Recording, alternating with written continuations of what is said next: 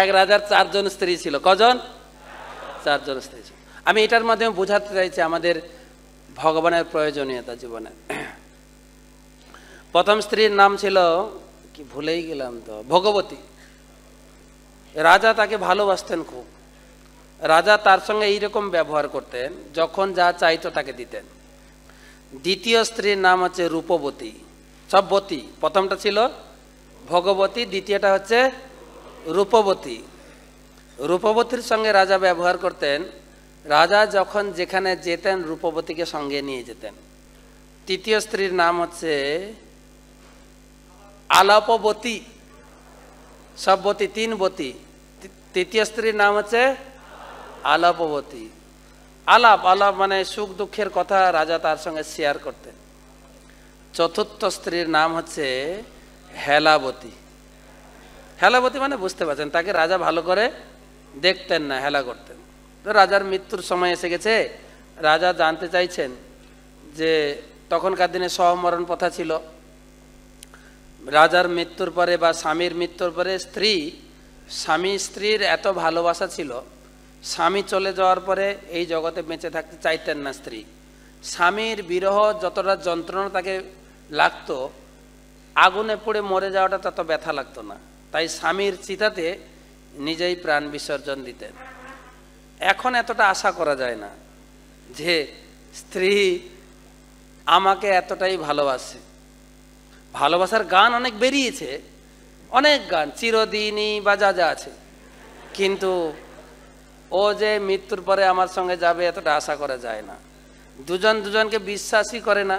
আপনারা প্র্যাকটিস করে দেখতে পারবেন, যখন বিয়ে করতে যাবেন, হয়তো আমি তোমাকে ভালোবাসি, তুমি আমাকে ভালোবাসার খাতিরে বিয়ে হবে না, কিন্তু বিয়ে হবে পেপারে সই করে, সই করো, আমি তোমাকে বিশ্বাস করি না, সই করো। ঠিক বলছি কি না? চট্টগ্রামে নেই এসব? ঠিক আছে, ঠিক বললে কি উত্তর দিতে হয়?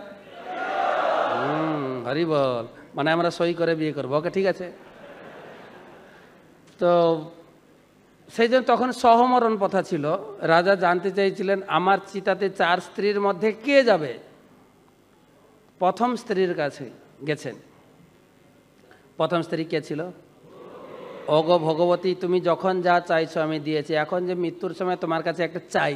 বলে কি চাও? বলে আমি পরে পরে যাচ্ছি, তুমি আমার সঙ্গে যাবে। বলছে না, আমি তোমার সঙ্গে যাব না, তোমার মৃত্যুর সাথে সাথে আমি তোমাকে ছেড়ে দেব। রাজার ভালো লাগলো তো নাকি? রাজার ভালো লাগলো না, কষ্ট পেয়েছেন রাজা। তথাপি দ্বিতীয় স্ত্রীর কাছে গেছেন। 3-3টে আরও বাকি আছে। তো দ্বিতীয় স্ত্রী নাম ছিল রূপবতী। ওগো রূপবতী, যখন যেখানে গেছি তোমাকে সঙ্গে নিয়ে গেছি, এখন যে আমি পরপারে যাচ্ছি তুমি আমার সঙ্গে নিশ্চয়ই যাবে। রূপবতীর অ্যান্সারটা শুনুন। রূপবতী বলছেন না তো, আমি তো তোমার সঙ্গে যাবই না, তুমি চলে যাওয়ার পরে যে আমি আরেকজনকে বিয়ে করব। সাবধান, যার এখনো বিয়ে হয়নি রূপবতী দেখে বিয়ে করে না, এটা তার নেচার। রূপবতী মানে সে অনেকে বিয়ে করতে চাইবে। যাদের হয়ে গেছে আলাদা ব্যাপার, যার হয়নি সাবধান। রূপবতী। রাজার আরো দুঃখ। 3 নম্বর ছিল কি না? আলাপবতী। আলাপবতীর কাছে আলোচনা করেছে। আলাপবতী সুখ দুঃখের সাথী, তিনি পুরো না করেননি। তিনি বলছেন রাজামশাই আমি তোমার সঙ্গে যাব, বাট কিন্তু শ্মশান পর্যন্ত, বেশি না। কিছুটা আশ্বাস পেলেও পুরোটা আশ্বাস পেলেন না। লাস্ট স্ত্রী হচ্ছে হেলাবতীর কাছে যাবেন কি করে? তিনি তো সারা জীবন তাকে হেলা করে এসছে, কিন্তু স্ত্রীর কাছে গিয়ে কিছু বলতে পারছেন না। কিন্তু স্ত্রী হেলাবতী বলছেন মহারাজ আপনি আমাকে হেলা করতে পারেন, কিন্তু আমি আপনাকে কখনো ত্যাগ করিনি। আমি আপনার সঙ্গে ছিলাম, আছি এবং থাকবো। কোন স্ত্রী দরকার?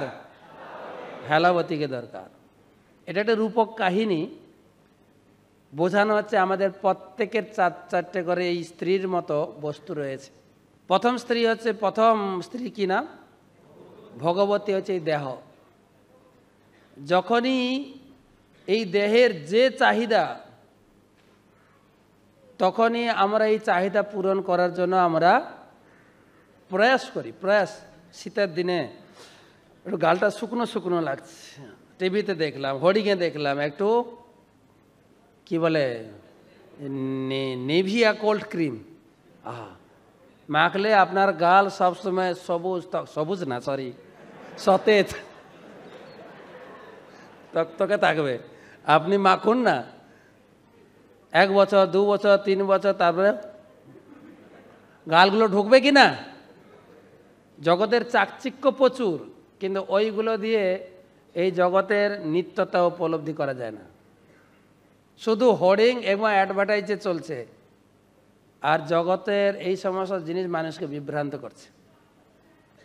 একটা হোটেল ছিল, হোটেলে লেখা আছে তুমি খেয়ে যাও, বিল মেটাবে তোমার নাতি।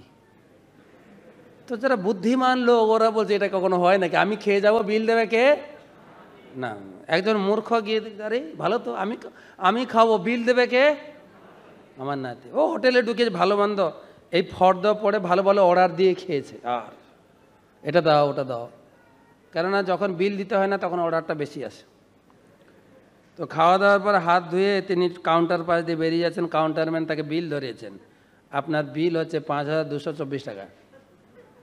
কি আপনার হোটেলের বাইরে যে লেখা আছে তুমি খেয়ে যাও, বিল মেটাবে তোমার নাতি, বলছে ওটাই, ওই বিলটাই আপনাকে দিয়েছি, আপনার দাদু খেয়ে গেছেন, আপনি মেটান।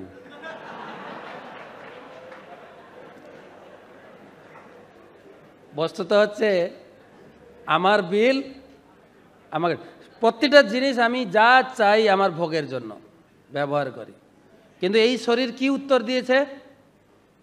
আমি যখন মারা যাবো ও আমার সঙ্গে যাবে? আমার সঙ্গে যাবে, হ্যাঁ কি না? না। উত্তর ঠিক আছে, আমি যখন চলে যাব এই শরীর এখানে পড়ে থাকবে। রূপবতী উত্তর দিয়েছেন আমি তো তোমার সঙ্গে যাব না, তুমি চলে যাওয়ার পরে আমি আরেকজনকে বিয়ে করব। আপনার কে রূপবতীকে বিয়ে করবেন, হ্যাঁ কি না? হ্যাঁ কি না? না, ওকে, ভালো, পুরো কনভিন্স। রূপবতী হচ্ছে আমার অ্যাসেট, বিষয় সম্পত্তি, আমার ব্যাংক ব্যালেন্স। সে উত্তর দিয়েছে যে আপনি চলে যাওয়ার পরে আমি আরেকজনকে বিয়ে করব। আপনি হিসাব করে দেখেন তো, আমার ঘর বাড়ি ব্যাংক ব্যালেন্স, আমি চলে যাওয়ার পরে কি হবে? ওটা আরেকজনের হবে কি না? আমি কাউকে দিয়ে যাই না যাই, আমার ছেলে থাকলে অটোমেটিক ছেলে পাবে, ঠিক কি? ঠিক থাকলে কি বলতে হয়? প্রথম স্ত্রী হচ্ছে দেহ, দ্বিতীয় স্ত্রী হচ্ছে রাজা। তাকে কিভাবে ব্যবহার করতেন? যেখানে যেতেন নিয়ে যেতেন না? আমরা যেখানে যাই তার সেই অ্যাসেট, তার সেই ডিগ্রি আমরা তুলে ধরি না, অমুক বাবু বেনুধারী দাস মায়াপুর থেকে এসেছেন, তার এই সম্পদ আছে, তিনি এত বড় ব্যবসায়ী। আমি ব্যবসায়ী না, বিজনেসম্যান, কিন্তু সব তার থেকে যাবে এখানে, বিজনেস নিয়ে যাবে, হ্যাঁ কি না? আরেকজনের হাতে চলে যাবে। উত্তর ঠিক আছে? ঠিক আছে। তৃতীয় স্ত্রী হচ্ছে আলাপবতী, হচ্ছে রিলেটিভস। আমার সুখ দুঃখ কাদের সঙ্গে শেয়ার করি? আত্মীয় স্বজনের সঙ্গে শেয়ার করি না? ভালো মন্দ শেয়ার করি। আর সেই আত্মীয় স্বজন আমার সঙ্গে কত দূর পর্যন্ত যাবে আমি যখন মারা যাব? কত দূর?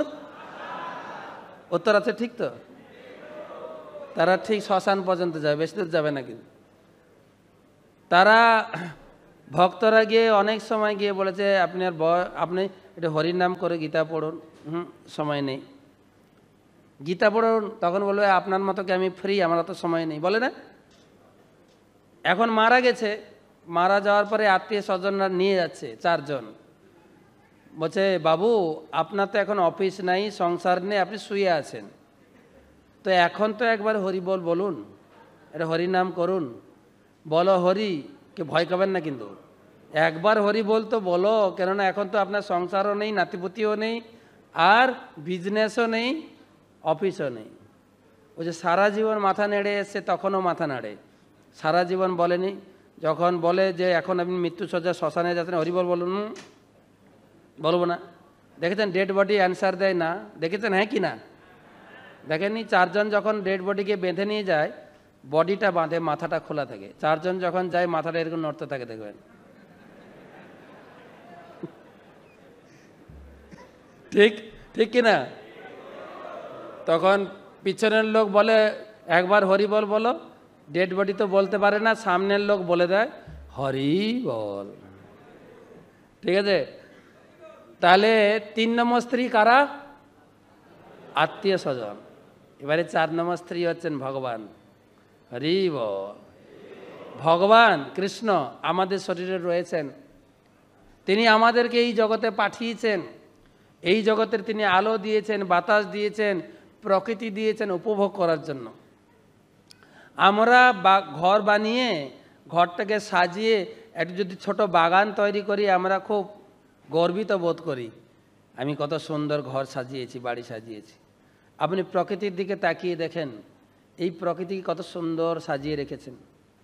আমি কয়েকদিন আগে বা আপনারা কালকে অনেকে ট্যুরে যাচ্ছেন, যে জায়গায় আমি গেছিলাম আমার এত ভালো লেগেছে, মেধস্মণির আশ্রম। পাহাড় পর্বতে সাজানো, কত সুন্দর সুন্দর গাছপালা, প্রকৃতির মাঝখানে ছোট্ট একটা আশ্রম রয়েছে, আর হৃদয়টা জুড়িয়ে যায়। সবাই যাবেন কিন্তু কালকে। হ্যাঁ, এত সুন্দর জায়গা কে সাজিয়েছেন? ভগবান। তার যেই নিয়ন্ত্রণ, একটু আগে বলেছিলাম, ভগবান সারাদিন একটা আলো সৃষ্টি করে রেখেছেন। আমাদের এই আলো বিল না দিলে লাইন কেটে দেয় না? কিন্তু সূর্যদেবে সারাদিন আলো দিচ্ছেন, কত কোটি কোটি টাকার বিল আসতো। আপনারা বাংলাদেশের লোক, তার বিল দেন না। কখনো কি তিনি বলেছেন যে এই বাংলাদেশের মূর্খ লোকেরা আমার বিল পেমেন্ট করে না, আমি বাংলাদেশের উপরে আর সূর্য উদিত হব না? ভগবান এত সুন্দর প্রকৃতি রেখেছেন আমাদের উপভোগের জন্য। এই সমস্ত গীতা ভাগবতের শাস্ত্রের বিচার যদি আমরা উপলব্ধি করি, আমরা হাম্বল হব।